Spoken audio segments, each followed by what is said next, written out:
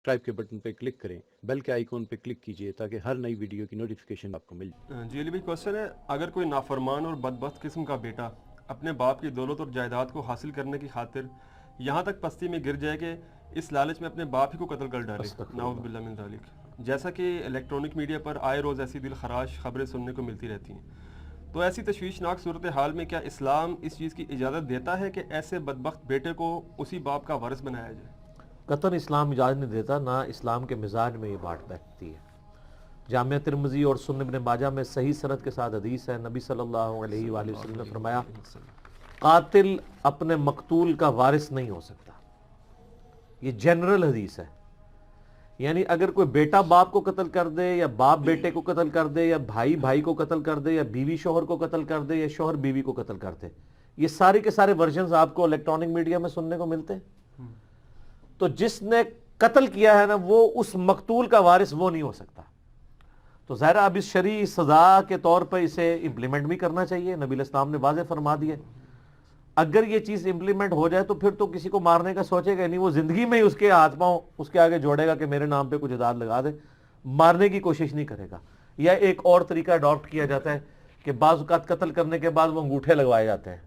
اب تو خیر قانونی کارروائیاں بڑی مشکل ہو گئی ہیں، پوری گواہیاں ڈالی جاتی ہیں، اس لیے اب وہ پرانے زمانے میں یہ ہوتا تھا کہ وہ مری ہوئی ماں کا انگوٹھا، مرے ہوئے باپ کا انگوٹھا لگا لیتے تھے، وہ کہتے تھے جی اب یہ ہو گیا۔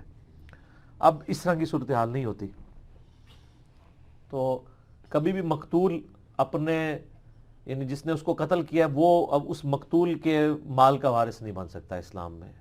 اسی طریقے سے بخاری مسلم میں حدیث ہے، کافر مسلمان کا وارث نہیں ہو سکتا اور مسلمان کافر کا وارث نہیں ہو سکتا۔ اگر کسی کی اولاد مرتد ہو جاتی ہے، اسلام چھوڑ جاتی ہے، تو اب اسے باپ کی جائیداد میں سے کچھ نہیں ملے گا۔ اور یہ بھی یاد رکھیے گا کہ اگر ماں باپ کے ساتھ جھگڑا ہو گیا اولاد کا، تو ماں باپ اپنی اولاد کو جائیداد سے آگ نہیں کر سکتے، کیونکہ اسلام میں مال و دولت کا مالک اللہ ہے۔ تو اللہ کے قوانین کے تحت ہی ورثاء کے اندر مال تقسیم ہونا ہے، چاہے وہ بیٹا حسن سلوک نہ بھی کرنے والا ہو، تب بھی ماں باپ کے مرنے کے بعد اس کو اتنا حصہ ضرور ملنا ہے۔ لیکن بسا اوقات ایسا ہوتا ہے کہ حقیقی اولاد نے انسان کے ساتھ حسن سلوک نہیں کیا، کوئی لے پالک بچہ تھا یا کوئی اس کا بھانجا یا بھتیجا تھا جس نے بڑھاپے میں سہارا دیا اس بوڑھے کو یا بڑھیا کو، اب اس کو تو مال میں حصہ نہیں ملے گا۔ تو اس کے لیے اسلام نے ایک اور راستہ نکالا ہے، وہ ہے ہبہ کر سکتے ہیں، زندگی میں گفٹ دے سکتے ہیں 1/3 مال تک، بخاری مسلم میں آئے، یا وصیت کر سکتے ہیں کہ میرے مرنے کے بعد میرا 1/3 مال فلاں شخص کو مل جائے۔ وہ کوئی شخص بھی ہو سکتا ہے، کوئی NGO بھی ہو سکتی ہے، ایدی ویلفیئر والے ہو سکتے ہیں، الخدمت فاؤنڈیشن والے ہو سکتے ہیں، شوکت خانم والوں کو دے سکتے ہیں، جس کو آپ صحیح سمجھتے ہیں۔ لیکن یہ یاد رکھیے گا، صحیح بخاری میں حدیث ہے کہ وارث کے لیے وصیت نہیں ہو سکتی، وارث کو اتنا ہی مال ملنا ہے جو اللہ تعالیٰ نے سورۃ النساء کے دوسرے رکوع میں بیان کر دیا، جو میں نے پچھلی دفعہ بڑی ڈیٹیل کے ساتھ اس کو ڈسکس کیا تھا، اس کا کلپ بھی ہم نے تیار کیا، ان قریب انشاءاللہ تعالیٰ یعنی چڑھا دیں گے۔ ایک دکھیاری بیوہ خاتون نے لیٹر لکھا تھا ہماری اکیڈمی میں، تو اس کے کانٹیکس میں نے آلموسٹ آدھا گھنٹہ وراثت کے حوالے سے جو زیادتیاں ہو رہی ہیں، یعنی بھائی بہنوں کی جائیداد کو دبا لیتے ہیں، اسی طریقے سے بیوہ عورتوں کے ساتھ لوگ ظلم کرتے ہیں اور ان کے خامنوں کے مرنے کے بعد ان کی جائیداد کو ہتھیاتے ہیں، حالانکہ وہ بیچاریاں یعنی اس کے بغیر ان کا گزارا مشکل ہو جاتا ہے۔ بعض اوقات کمبائنڈ فیملی سسٹم ہوتا ہے، اب 3 مرلے کا مکان ہے، 2 بھائی رہ رہے ہیں، مرنے کے بعد وہ کہتے ہیں جی اب مکان بیچنا ہے، ظاہر ہے وہ بیچنا تو ہے، اس کی وجہ سے وہ عورت پھر کرائے پہ چلی جاتی ہے، کیونکہ 1.5 مرلے کا تو اسے مکان کوئی نہیں ملنا۔ کمبائنڈ فیملی سسٹم میں تو سین بھی شیئر ہو جاتا ہے، چھت بھی شیئر ہو جاتی ہے، تو معاملات چل جاتے ہیں، لیکن اس طرح کے معاملات میں نہیں چلتے۔ اور یہ جو قتل و غارت کا بازار آج کل گرم ہوا ہے، میں نے اس حوالے سے بھی ذرا ذہن میں رکھیں کہ ہم لوگ یعنی مقتولوں کی خبریں تو سن رہے ہوتے ہیں میڈیا کے اوپر، لیکن بسا اوقات جب حقائق سامنے آتے ہیں تو بڑی تلخ حقائق سامنے آتے ہیں۔ ابھی یہ 3-4 دن پہلے تمام الیکٹرانک میڈیا پہ خبر چل رہی تھی کہ لاہور کے اندر ایک نوجوان لڑکی کو قتل کر دیا گیا ہے شادی سے 3 دن پہلے، تو سارے لوگ بڑا ترس کھا رہے تھے، یار اس کی شادی ہونے والی تھی، مار دیا، یہ ہو گیا وہ ہو گیا۔ کل جناب پتہ چل گیا کہ اس کے اپنے بہنوئی کے ساتھ ناجائز تعلقات تھے, اسی نے اسے قتل کر دیا. تو اب وہ ترس والا معاملہ کہاں سے رہ گیا؟ یعنی اس لیول میں پستی میں بھی آج کی بچیاں علم دین کی دوری کی وجہ سے اتر چکی ہیں کہ وہ اپنی بہنوں کے گھر اجاڑ رہی ہیں اور اس طرح کے تعلقات رکھے ہوتے ہیں. اور اس کا اینڈ رزلٹ آپ دیکھ لیں. اگر کسی شخص کو یہ زوم ہو گیا نا کہ فلاں کے ساتھ میرا کوئی اس طریقے سے بڑا کوئی محبت کا رشتہ چل رہا ہے, تو پھر گولیاں تو نہیں ماری جاتی وہاں پہ. وہ ظالم آدمی اپنے آپ کو گولی مار لیتا نا اگر وہ اس غم سے مرا جا رہا تھا کہ یہ میرے ساتھ نہیں جا رہی ہے. جس سے محبت تھی اسی کو گولی مار دی. تو آپ یہ سمجھ لیں یہ محبت جس کو پاکیزہ محبت کا نام دیا جاتا ہے, وہ پاکیزہ محبت نہیں ہوتی ہے, وہ ٹوٹلی سیکس کے اوپر مبنی ہوتی ہے. کسی کو کسی کے ساتھ اس طرح کی محبت نہیں ہوتی ہے. اسلام میں تو پاکیزہ محبت آپ اپنی بیوی کے ساتھ کریں گے, ماں باپ کے ساتھ کریں گے, اولاد کے ساتھ کریں گے. یہ جو ناجائز تعلقات ہیں وہ کتنے لوگ ہمیں وہ یعنی رابطہ کر کے نا فونوں کے اوپر وہ اکیڈمی میں بھی رابطہ کر رہے ہوتے ہیں کہ جی وہ ہمارا ایک جگہ چل رہا ہے, ہم شادی کرنا چاہتے ہیں, لیکن بڑی پاکیزہ محبت ہے. یعنی وہ ڈیٹس مار رہے ہیں, سب کچھ کر رہے ہیں, لیکن وہ سمجھتے ہیں پاکیزہ کا مطلب یہ ہے کہ ایک دوسرے کو ٹچ نہیں کیا تو یہ پاکیزہ ہے. بعض کے نزدیک کرائٹیریا یہ کہ ٹچ کرنا یہ کوئی برا نہیں ہے, اس سے آگے بڑھنا جو ہے وہ غیر پاکیزہ ہو جائے گا. اور کرتے تھیندے تھیندے تھی جاتا ہے بندہ. یہ خطوات شیاطین ہیں, شیطان کے راستے ہیں. تو یہ جو قتل کے پیچھے صرف محرک یہ جائیداد کا معاملہ نہیں ہوتا, اور بھی کئی قسم کی دنیاوی منفعتیں جڑی ہوئی ہوتی ہیں. اگر اسلام کے مطابق لوگوں کی تعلیم کی جائے تو لوگ یقین کریں کسی کو قتل کرنے کا سوچ بھی نہیں سکتے. سورہ نساء میں آیا کہ جس شخص نے جان بوجھ کے کسی ایک مسلمان مومن کو بھی قتل کیا اس کی سزا ہمیشہ کی جہنم ہے.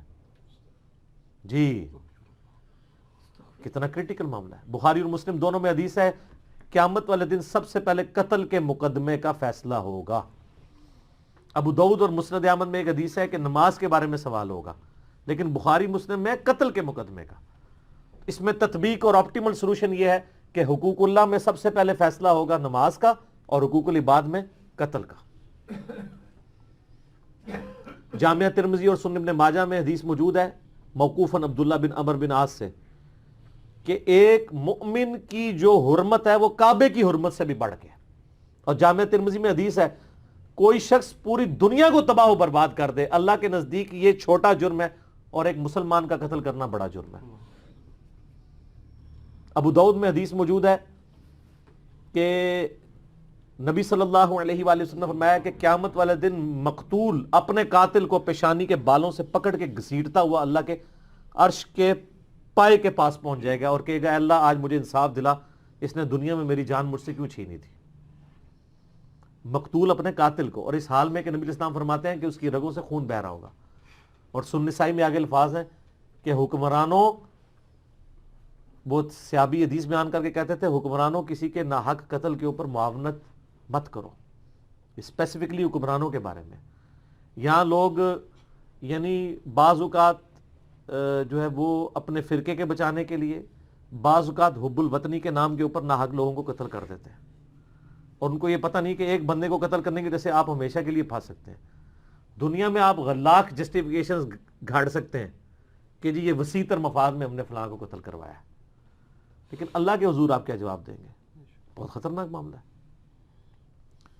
سورۃ البقرہ میں اللہ تعالیٰ نے اسپیشلی یہ بات ارشاد فرمائی ہے وَلَكُمْ فِي الْقِصَاصِ حَيَاةٌ يَا أُولِي الْأَلْبَابِ, قتل کے مقدمے میں پیروی کرنے میں ہی زندگی چھپی ہے اے اہل عقل. باقی ہر معاملے میں اسلام کہتا ہے معاف کرو, قتل کے لیے کہتا ہے کہ قاتل کو نہیں معاف کرنا, اور کہا اس میں زندگی ہے تمہاری. کیوں زندگی ہے؟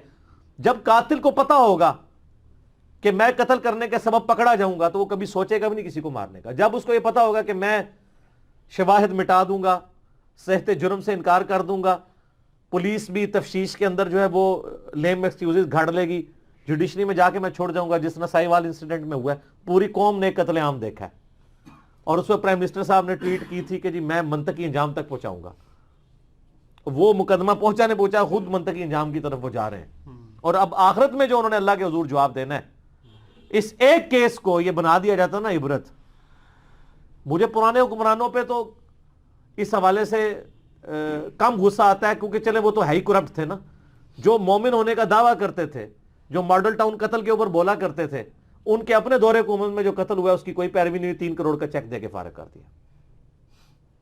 اس کے علاوہ بھی کتنے آئے دن آپ تو کراچی میں دیکھتے رہتے ہیں کہ ریاستی اداروں کے ہاتھوں لوگ, وہ نقیب اللہ محسود کا قتل ہوا تھا, سب کچھ اسٹیبلش ہو گیا, وہ جو قاتل ہے اسی طریقے سے پھر رہے.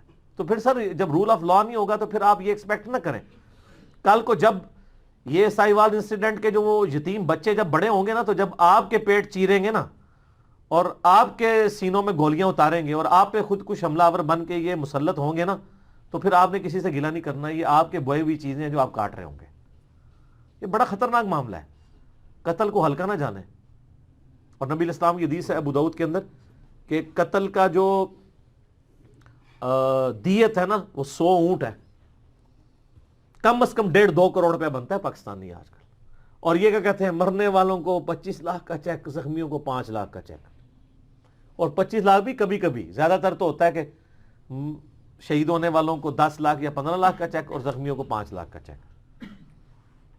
تو قصاص پورا دیں, پھر دیت دیں, یا قصاص لے کے دیں حکمرانوں سے جن کی نااہلی کی وجہ سے لوگ قتل رہے ہوتے ہیں. دیکھیں جی, معاشرہ چلتا ہے 2 چیزوں پہ, احترام جان اور احترام مال. جس معاشرے میں جان اور مال کا احترام نہیں ہے نا جی, وہ معاشرہ چاہے جتنا مرضی دیندار معاشرہ ہے وہ چل نہیں سکتا. اور جہاں پہ بے دینیت ہے لیکن یہ 2 چیزیں ہیں وہ معاشرے چلیں گے. یورپ امریکہ کے معاشرے اس لیے چل رہے ہیں سر, وہاں پہ نہ پرائم منسٹر کی جرت ہے نہ کسی آرمی چیف کی جرت ہے کہ وہ قانون کو توڑ جائے. اوئے کر کے نہیں بلا سکتے, ہیومن ڈگنیٹی میں اتنا لوگ برابر ہیں. آپ نے وہ ڈیوڈ کیمرون کی ویڈیو نہیں دیکھی تھی, سٹنگ پرائم منسٹر تھا یو کے کا, ہاسپٹل میں داخل ہوا ہے مریض کی عادت کے لیے, تو وہاں پہ ادھر کا ڈاکٹر ہے, اس نے کہا آپ کس کی اجازت سے آئے ہیں, مریض سے نہیں مل سکتے, اٹھو ادھر سے, نکال دیا. اور اس کی ویڈیو بھی بنی ہے, کیونکہ اس ڈاکٹر کو پتا ہے کہ پرائم منسٹر چاہے طاقتور ترین انسان ہے میرے ملک کا, لیکن قانون سے اوپر نہیں ہے. یہ مجھے نوکری سے نہیں نکال سکتا کیونکہ میں حق پہ ہوں. میں نے ڈیسائیڈ کرنا ہے کہ مریض کو کوئی مل سکتا ہے کہ نہیں, پرائم منسٹر نے ڈیسائیڈ نہیں کرنا. یہاں پہ پرائم منسٹر کسی ہاسپٹل کا وزٹ کرے, 1 دن پہلے ہی وہاں سے جو اضافی مریضوں کو ہی اٹھا کے لے جاتے ہیں تاکہ کھلا کھلا نظر آئے اور لوگوں کو وزٹ کروایا جائے. یہ آپ فرق دیکھ لیں, پھر بھی جنت ہی تسی جا رہا ہے. اچھا مجھے بتائیں, ہمارے ملک میں تو آگے پیچھے اتنی سیکیورٹیاں ہوتی ہیں ان سارے لوگوں کی, یہ باہر کے ملکوں میں جاتے ہیں انہوں نے اپنے بیگ بھی خود اٹھائے ہوتے ہیں.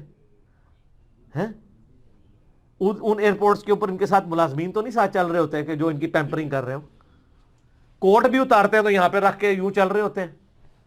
اب میں نام نہیں لیتا آپ کے سامنے, یہ آپ دیکھتے رہتے ہیں یہ تماشے. ادھر آتے ہیں تو ان کے آگے بھی 20 گاڑیاں, پیچھے بھی 20 گاڑیاں, دائیں بھی بائیں بھی, ہر طرف اس طریقے سے بندہ پریشان ہو جاتا ہے. یہ وہی مخلوق اتر آئی ہے ادھر. تو میرے بھائی دین کو پریکٹس کرنا اور چیز ہے, اور دین کے اوپر میٹھی میٹھی باتیں کرنا یہ اور چیز ہے. یہ بہت آسان ہے, اسی تو ہم کہتے ہیں نا تیرے ہوتے جنم لیا ہوتا. یہ کہنا آسان ہے. وہ میرا کلپ چڑھا ہے نا, ویسے زیادہ تر لوگوں نے پسند کیا ہے, لیکن بعض لوگوں کو ہوا ہے کہ جی وہ دیکھیں جی نعت لکھی تھی, وہ ساروں نعت پڑھو. اچھا میں کلیریفیکیشن دے دوں, بعض لوگوں نے کہا یہ ڈاکٹر طاہر القادری صاحب کی نعت ہے. میں بھی بڑا عرصہ پہلے یہی سمجھتا تھا کہ طاہر القادری صاحب نے بھی اس سے ملتی جلتی ایک لکھی ہوئی ہے. تو یہ نعت بیسیکلی چوری کی ہوئی تھی بعض لوگوں نے, اور اینڈ پہ ایک مقطع جوڑ دیا تھا, ہوتا طاہر تیرے بھی غلاموں میں. تو وہ ڈاکٹر طاہر القادری صاحب کا قصور نہیں ہے, یہ نعت حسن نثار صاحب نے لکھی ہے, بلکہ وہ جو حسب حال پروگرام میں جنید سلیم صاحب نے ایک دفعہ پوری پڑھ کے بھی سنائی تھی. تو یہ کنفرم ہے کہ یہ انہی کی لکھی ہوئی ہے. ویسے حسن نثار صاحب زندہ, آپ پوچھ بھی سکتے ہیں, ڈاکٹر طاہر القادری صاحب سے بھی پوچھ سکتے ہیں, وہ انشاءاللہ انکار کر دیں گے کہ میں نے نہیں لکھی. لیکن ظاہر ہے کہ جب, اور میرا یقین ہے کہ قادری صاحب یہ لکھ بھی نہیں سکتے, کیونکہ اس میں بعض اشعار ایسے عجیب و غریب ہیں جو ڈاکٹر طاہر القادری صاحب جیسا عالم تو نہیں لکھ سکتا. کاش میں کعبے کا کوئی بت ہوتا, تیرے ہاتھوں سے گرا ہوتا, اے شیر جے وچ استغفر اللہ.